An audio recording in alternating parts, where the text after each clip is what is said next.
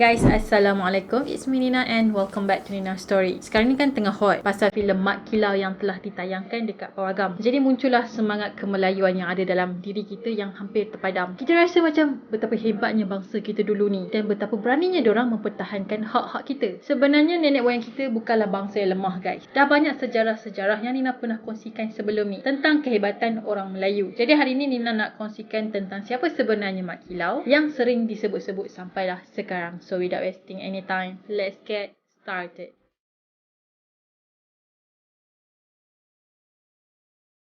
Mat Kilau asalnya orang Pahang yang telah lahir pada tahun 1865 ataupun 1866 di Pulau Tawar, Jelantut, negeri Pahang. Jadi pada masa dulu, diorang macam tak ada tarikh yang spesifik macam sekarang ni. Zaman dulu kan lahir dekat rumah. Jadi bila orang tanya waktu pukul berapa lahir ataupun pada tarikh mana lahir, jadi macam mak-mak tu kadang-kadang dia macam sebut random. So Nina punya tok sendiri pun kata diorang dulu lahir kat rumah. Jadi diorang adalah perbezaan tarikh kelahiran sebenar diorang. Even dalam IC arwah Tok Nina dulu memang lahir tahun 35, tapi dia kata dia lahir mungkin antara tahun 34 ataupun 35 macam tu. Tak macam sekarang ni, kelahiran sekarang ni bila dilahirkan terus direkodkan oleh pihak hospital. Jadi nama sebenar Mat Kilau ni adalah Muhammad. Ayah Mat Kilau pula bernama Imam Rasu ataupun dikenali sebagai Tok Gajah. Manakala mak dia pula bernama Temada yang merupakan anak kepada Tok Kaut. Selama Mat Kilau membesar, dia dijaga dengan baik oleh mak dan ayah dia. Kemudian Mat Kilau telah dihantar mengaji macam kanak-kanak yang lain. Mat Kilau ni jenis yang suka belajar bersungguh-sungguh dan dia adalah seorang budak yang pandai. Jadi dia boleh mengaji Al-Quran dalam pelbagai lagu. Lepas dia habis mengaji Al-Quran, dia belajar pula lah untuk berzanji dan juga berdikir maulud. So selepas dia expert dalam bidang tu, dia belajar pula dikir rebana ataupun dikenali sebagai dikir Pahang. Disebabkan Mat Kilau ni mempunyai suara yang sedap, jadi dia telah dilantik jadi seorang pendikir yang terkenal di Pulau Tawar. Semasa Mat Kilau muda-muda dulu, dia memang suka sangat main gasing. Dia main gasing bukan sekadar main je tau, bukan sekadar suka-suka. Disebabkan dia pandai dalam bermain gasing, dia telah dilantik menjadi orang yang memangkah yang terakhir ataupun orang panggil jurumudi. Biasanya permainan gasing ni diorang jadikan sebagai sebuah pertandingan. So Mat Kilau tadi dia akan mewakili pasukan dia lah untuk menentang pasukan yang lain. Bukan setakat main gasing je dia pandai tau. Mat Kilau ni juga pandai bermain laga buah keras. Kehebatan dia bermain dalam permainan ini menjadikan dia sebagai seorang tukang hencang. Orang kata Mat Kilau ni kalau dia hencang buah keras, buah tu tak akan pecah. Jadi mainlah apa pun, Mat Kilau ni dikatakan sangatlah berbakat. So mungkin ada di antara kita ni yang tak tahu apa permainan hencang buah keras ni. Sebenarnya Nina pun tak tahu juga. Jadi bila Nina research pasal Mat Kilau ni, baru Nina tahu permainan buah hencang ni adalah permainan tradisional dulu. Jadi Nina akan explain sikit lah sejarah permainan tadi dan macam mana game tu dimainkan. Permainan ni sebenarnya dibawa oleh orang Bugis yang datang dari Makassar bernama Tok Tuan sekitar tahun 1720. Jadi masa tu Tok Tuan ni dia buka sebuah kampung yang diberi nama sebagai Makassar dekat Pekan Pahang. Biasanya permainan ni dimainkan dalam majlis keramaian dan ketika menghantar pembesar negeri untuk melawat tanah jajahan. Jadi game ni macam ibarat sebuah persembahan juga. Alat mainan ni adalah buah keras betina dan juga buah gandum, alat penyepit dan juga pelapik. So akan ada dua tim yang akan bermain dan diorang akan hencang buah pihak lawan sampailah pecah. Jadi game ni sebenarnya macam ibarat main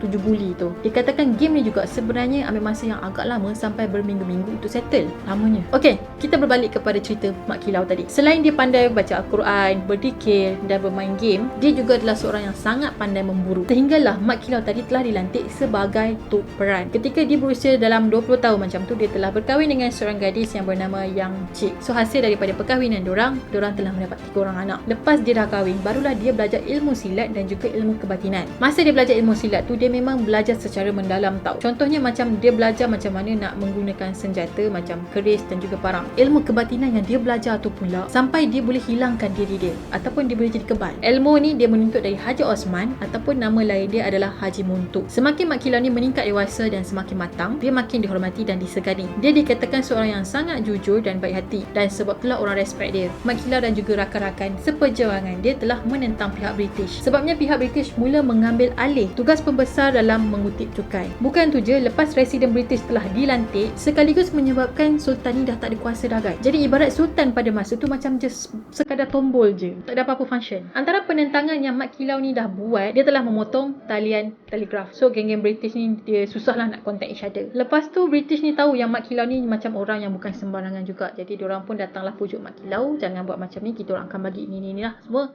Tapi Mat Kilau ni dia tak peduli tau. Pada tahun 1980-an macam tu, Mat Kilau telah menjadi buruan pihak British sebab dia telah dianggap sebagai menderhaka. Hak Clifford dan Raja Siam telah minta Mat Kilau diserahkan kepada mereka sama ada hidup ataupun mati. Lepas tu Mat Kilau dengan kawan-kawan dia yang lain pun fikirlah macam mana caranya untuk menyelamatkan diri. So Mat Kilau ni pun dapatlah satu idea. Dia pesan dekat anak-anak buah dia yang dia ni boleh buat-buat mati dan bawa mayat dia tu berjumpa dengan Sultan Kelantan. Lepas tu Sultan Kelantan tadi boleh isytihar yang dia ni dah pun mati. Jadi pada hari yang ditetapkan, Mat Kilau ni pun buatlah ramuan yang dia nak minum tu, and then dia akan mati selama 2 hari. Tapi ada satu syarat yang mana Mat Kilau tadi tu pesan dekat anak-anak buah dia, mayat dia kena bungkus dengan kain kuning. Lepas tu orang ramai memang tak boleh tengok mayat dia secara dekat, tapi boleh je kalau nak tengok dari jauh. Bila dah sampai dekat kubur, diorang boleh tukar mayat dia tadi tu dengan batang pisang. So diorang pun buatlah macam mana yang telah diplan oleh Mat Kilau. Lepas Mat Kilau minum ramuan dia tadi, dia terus pengsan dan telah dianggap mati. So berita ni pun sampailah dekat pengetahuan Sultan Kelantan, dan Sultan Kelantan pun isytiharlah kata yang Mat Kilau ni dah pun meninggal. Jadi masa dekat kubur, diorang telah menggantikan tubuh badan Mat Kilau tadi dengan batang pisang.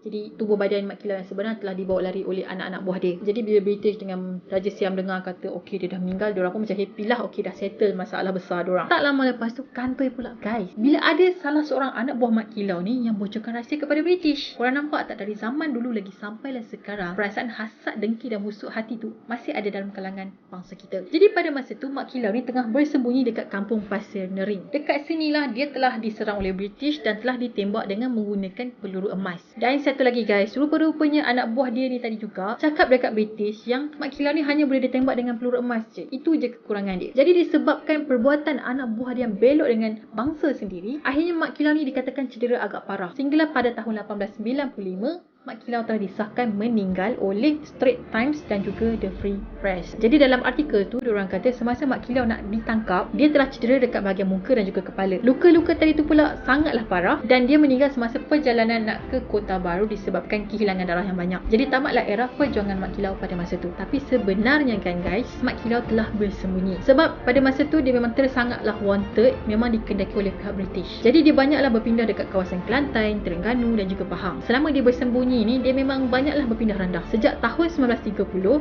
Mat Kilau ni telah tukar nama dia menjadi Mat Siam sebagai identiti dia yang baru. Dia buat macam tu sebab dia tak nak pihak British ni cari dia dan cam dia tu siapa sebenarnya. Kemudian pada tahun 1969, Mat Kilau telah mengaku yang dia adalah Mat Kilau yang sebenarnya. So dia tak meninggal dan dia masih lagi hidup. Lepas tu dia telah dibawa kembali ke kampung asal dia, iaitu dekat Kampung Masjid Pulau Tawar, Pahang. Tapi pada 16 Ogos pada tahun 1970, ketika Mat Kilau ni berusia 106 tahun, Mat Kilau telah pun meninggal dunia setelah diisytihar sebagai Mat Kilau yang sebenar. And then jenazah dia kemudian telah dikebumikan dekat Kampung Pulau Tawar yang sekarang ni dikenali sebagai Makam Pahlawan Mat Kilau. Tapi sebenarnya ada beberapa ahli sejarah yang kurang percaya ataupun macam tak berapa yakin yang dia adalah Mat Kilau yang sebenarnya. Jadi muncullah beberapa perdebatan tentang Mat Kilau ni. Jadi pengisytiharan tadi sebenarnya telah dirasmikan oleh Menteri Besar Pahang, iaitu Raja Tan Sri Yahya Muhammad Seh. Jadi diorang sahkan kata itu memang Mat Kilau. Dan kini tinggallah jasa dan juga nama Mat Kilau yang dikenang-kenang oleh bangsa kita.